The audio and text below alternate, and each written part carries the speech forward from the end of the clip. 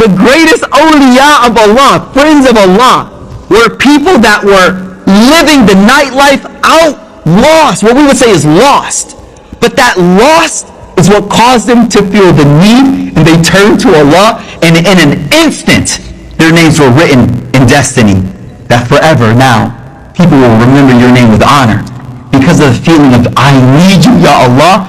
I can't live my life like this. If your existence, your well-being depends on something outside of you, you're a faqir, you're poor by nature. Now, there's nothing wrong with that.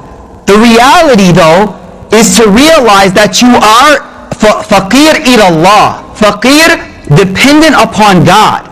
Some of us think that, once I get married, completion, I'm good, bro. Once I get that, I'm good. I got the gig.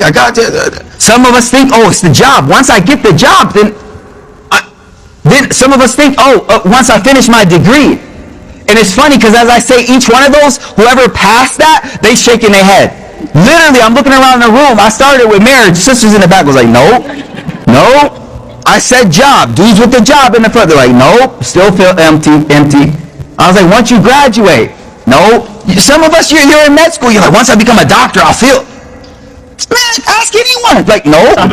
You're still gonna be longing. You're still gonna be longing, and the reason, but it's okay.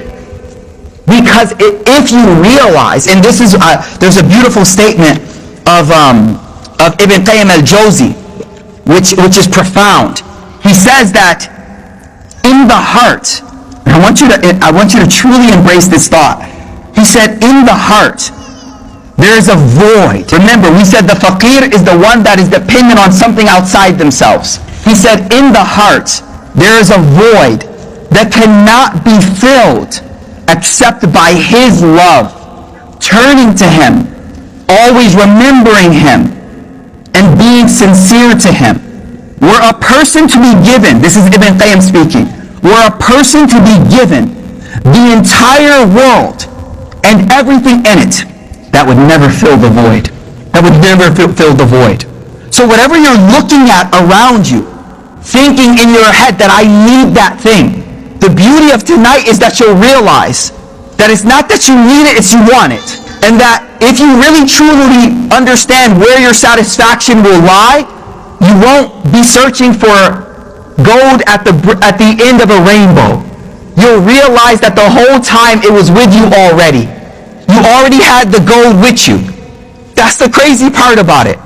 You already had it with you. From the time you were young and you did that first sajda, that first time you felt close to Allah, that gold that you thought was at the end of the rainbow, you already had it with you. So the beauty of tonight is not that you stop seeking, but you put things in their proper place and you realize, I am a faqir, there is a void inside. But from tonight, I'm going to say, Ya al-Ghani, Ya al-Ghani. And this is the dua of the Rasul. Listen to this. He used to say this dua, Aghnina bifadlik amman siwak. He used to say this, Aghnina, enrich me. Wow, the Prophet asked for richness? Wow, like he asked to be ghani? Yeah, but what did he say? He said, Aghnina min fadlik. Enrich me with your bounty, amman siwak. Make it so that I don't need anyone but you. Make it so that I don't need anyone but you. And as I thought about this, my mind first went to all the things that we try to acquire. But then I realized in my life, it's always been people that I've been trying to think would fulfill my gap. That emptiness inside, some of us, we can shop. And as long as you got Amazon arriving at your door every other day, you're good. You just need that to keep coming. So a lot of us, subhanAllah, it's things that we are seeking. Like if I just get this next thing, whatever it is that you are seeking to fill that void, you are a faqir to that thing. You are a faqir to it. And the beauty of this dua is the Prophet is teaching us, alayhi salatu wasalam, Oh Allah, aghnini bifadlik amman siwak. Make it so that I am enriched in a way that I don't need anyone except you. How many of us are trying to fill that void with alcohol and drugs, that emptiness. I remember this clear moment, you know. I'm going to just get personal, okay? I remember when I first converted 22 years ago. And at that time, I used to smoke cigarettes. And I had just converted. I'm like in the process of converting. And I remember this moment where I was looking at the cigarette in my hand. And I said to myself, what are you trying to get from it? It's not giving you that. And it was in that moment that I realized that I've been trying to fill this void with pornography, with drugs, with jumping from woman to woman, with shopping. I don't know you, but I know all of us. And all of us is trying to fill a void, Netflix binging. There's a void inside of you that you're using something else. Maybe it's your career. Now I'm just career focused. No, you're not. You're hiding a void inside. You got like 3 master's degrees. You got 3. Like you figured once, like the one walk across the stage didn't teach you like the void what you're trying to fill. And then some of us, it's people. You know how many people I sit in a session with and they're in an abusive relationship because they think that person will complete something inside of them? It's crazy, but that's what we do. And why is this name so beautiful? Because I don't want you to feel, I want you to realize that when you recognize your need, that is the moment when you've recognized your connection with God. As long as you don't put something else there, it will connect you. And that is why, here's the beauty. Ibn Allah al-Askandari, he says, listen closely, Sheikh, how do I get close to Allah? How do I get close to Allah? He says, your greatest moment, your best moment is the moment you are witnessing your need of God, your need of Allah. Like the moment you really are broken and you're like, Ya Rabbi, the Zakaria moment, the Maryam moment. Zakaria is like, I need a child. Zakaria is like, I need a child. I need a child more than anything. I need that, Ya Allah. Now, many of us, in your mind, you're like, well, you can rationalize it. Well, you could adopt, you could do this. It doesn't matter. What matters is your heart wants it deeply. Correct? But what we're learning is that deep longing that you have is the way that you realize your closeness to God and your dependence on Allah. So Zakaria, in this moment of need, he says, Ya Allah, yarithuni wa yarithu min ali Yaqub. He says, Ya Rabbi, Ya Allah, I need a child. I need a child. And the beauty is, he was inspired to see that he could ask by seeing Maryam.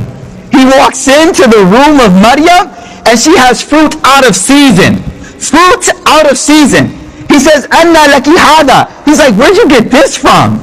How you getting mangoes in like winter? You know, so where are you getting this from? She says, huwa min indillah. She says it's from Allah. Allah gives at any moment. It was in that moment that he saw a void. Brothers and sisters, this class is about recognizing Allah, getting close to Allah. And you've been running from the things that are paining you. You've been running away from those thoughts that are troubling you. But what I want us to realize tonight is that Al-Ghani is the one that is letting you know, I know you're faqir, but when will you admit it to me? When will you stop and say, Ana faqir, Ana faqir. I am the one in need. And we turn to him because of that need. You know, this is the problem we got. Here's the deal. Some of us, since the age of 14, 13, we've been saying, I got this. I got this. I got this. But this deen and relationship with Allah requires you to have vulnerability and say, Ya Allah, I don't got it. I don't know. I can't figure it out. The beauty of our relationship with Allah comes out through the needs that you have. So I'm coming back to the statement of Ibn Atta. He says, sins that cause you to feel low and in need. Sins. That addiction that you have, that addiction, I'm going to come here and tell you that's your gateway to God. Wait, what you talking about, Shay? Yeah, the feeling you have after, how you feel broken, how you feel like you need Allah, like you're lost. Ibn Atta, he says, sins that cause you to feel low and in need of Allah are better than worship that causes you to feel honor and arrogant. So you're like, Sheikh, but I'm struggling. I'm like, yeah, but that struggle, if you tap into it, that's what makes you a wali of Allah subhanahu wa ta'ala. And that is why 4 weeks ago I spoke about, 5 weeks ago, some of the greatest awliya of Allah, some of the greatest friends of Allah were people who did tawbah from alcohol addiction and drug addiction. You're not far from Allah. You're one night of crying before Allah. You're one night of tears from Allah. That's it. The greatest awliya of Allah, friends of Allah, were people that were living the nightlife out lost. What we would say is lost. But that lost is what caused them to feel the need, and they turned to Allah, and in an instant, their names were written in destiny.